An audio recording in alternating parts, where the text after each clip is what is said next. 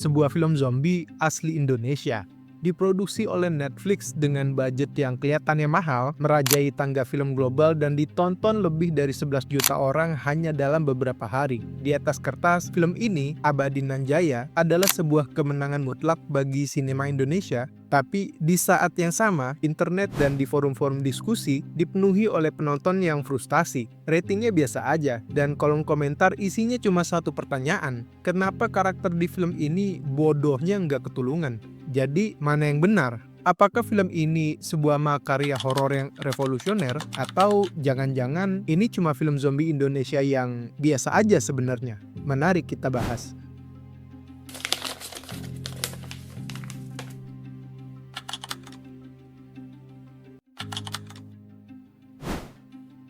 Mari kita mulai dari para arsitek di balik bencana ini. Di atas kursi sutradara, ada Kimo Stambuel, seorang maestro horor dan gore yang reputasinya tidak perlu kita ragukan lagi. Ini adalah film zombie pertamanya, sebuah proyek ambisius yang didukung penuh oleh raksasa streaming Netflix. Deretan pemainnya juga bukan kaleng-kaleng, ada Doni Damara, Mikha Tambayong, dan Eva Celia yang penampilannya banyak dipuji. Didukung oleh Martino Leo dan Dimas Anggara. Ekspektasinya jelas tinggi banget. Ceritanya berpusat pada sebuah keluarga pemilik bisnis jamu tradisional, Wani Waras, di desa fiksi Wanirejo, dekat Yogyakarta. Sang ayah, Sadimin, terobsesi dengan ramuan awet muda. Singkat cerita, dia berhasil menciptakan eliksir yang dia beri nama Abadi Nan Jaya. Ini tuh konsep yang kalau salah eksekusi bisa cringe parah, tapi di sini lumayan kejaga.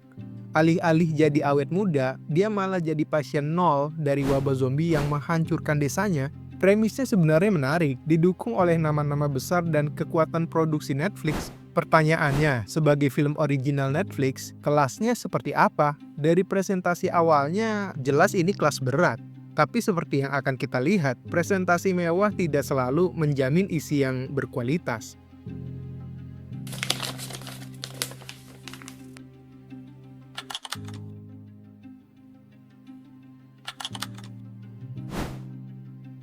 Kita harus jujur, poin terkuat dan paling jenius dari film ini adalah identitas Indonesianya. Ini bukan sekedar film zombie yang syuting di Indonesia, ini film zombie dari Indonesia yang Indonesia banget.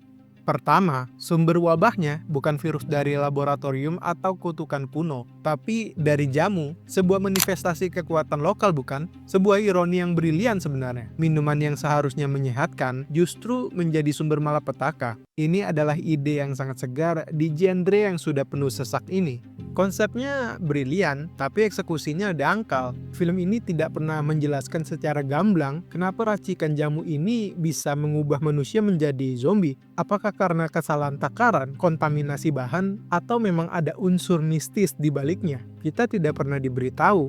Asal-usul wabah yang seharusnya menjadi pondasi cerita yang kuat malah kerasa seperti catatan kaki yang terlupakan.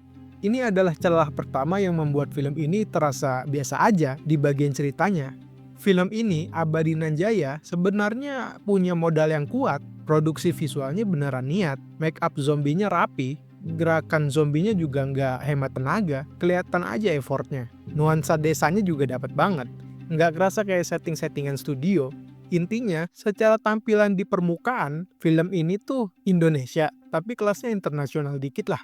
Beberapa pemainnya juga nyatu sama perannya, jadi nggak kelihatan kayak lagi ngerebut spotlight.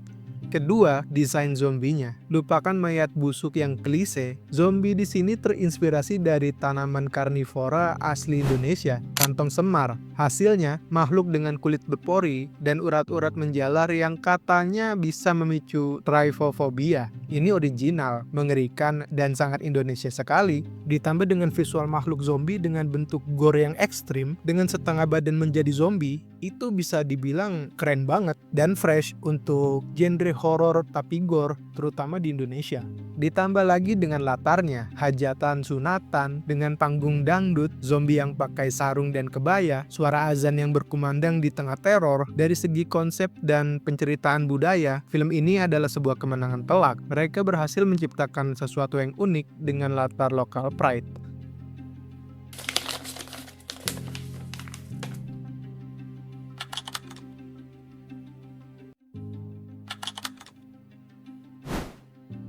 Sekarang kita bicara soal eksekusinya. Kalau kalian penikmat tontonan visual, Abadi Nanjaya ini adalah sebuah pesta, sebuah penyegaran visual. Kimo Stamwell tidak menahan diri di sini. Adegan gore-nya brutal, sinematografinya kreatif, terutama dengan kecelakaan mobil yang diambil dari sudut pandang GoPro. Dengan tata rias efek khususnya, pantas diacungi jempol. Secara teknis, film ini adalah jawaban dari pertanyaan seperti apa kelas film Netflix original. Ya, jawabannya seperti ini. Tapi kemudian kita sampai pada pembahasan naskahnya. Ceritanya lempeng banget. Kita bisa nebak siapa yang mati, siapa yang selamat, dan kapan adegan melonya akan muncul. Dan disinilah semuanya mulai berantakan. Penonton di seluruh dunia sepertinya setuju pada satu hal ini. Karakter di film ini membuat keputusan-keputusan yang luar biasa bodohnya. Di luar nalar, mereka seolah-olah punya alergi terhadap logika dan akal sehat. Contoh kasusnya, adegan kembang api. Mereka sebenarnya sudah aman di atap, tapi entah kenapa mereka memutuskan untuk turun ke bawah, ke tengah-tengah gerombolan zombie. Harusnya ya dari atas tadi dinyalain biar para zombinya beralih ke sana baru turun. Belum lagi momen-momen seperti membunyikan klakson mobil padahal mereka tahu zombie itu tertarik pada suara. Menontonnya terasa seperti kita sedang berteriak ke layar TV. Ya, tapi mereka tidak bisa mendengar kita. Inilah yang membuat film ini dengan produksi kelas atas itu terasa biasa aja, bahkan menyebalkan. Ya mungkin ini adalah hal yang disengaja oleh sutradaranya. Cuma menurut kita pribadi ya, ngeselin aja. Kayak nggak pernah belajar dari kesalahan.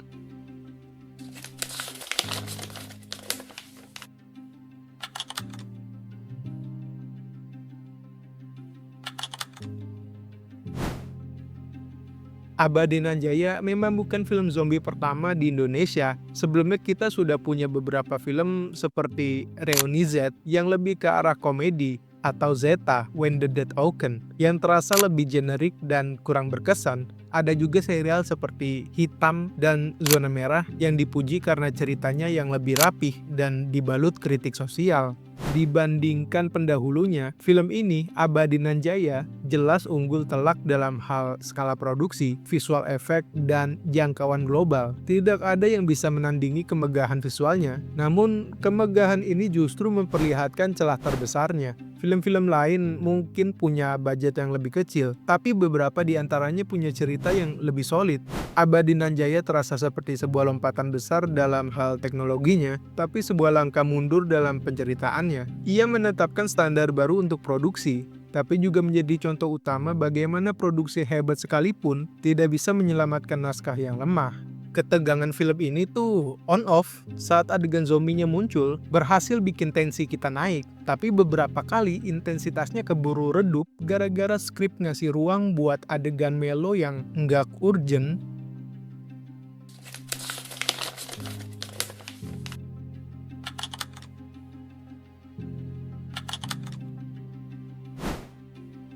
Jadi, kita kembali ke pertanyaan awal. Apakah film ini, Abadi Nanjaya, itu film yang biasa aja?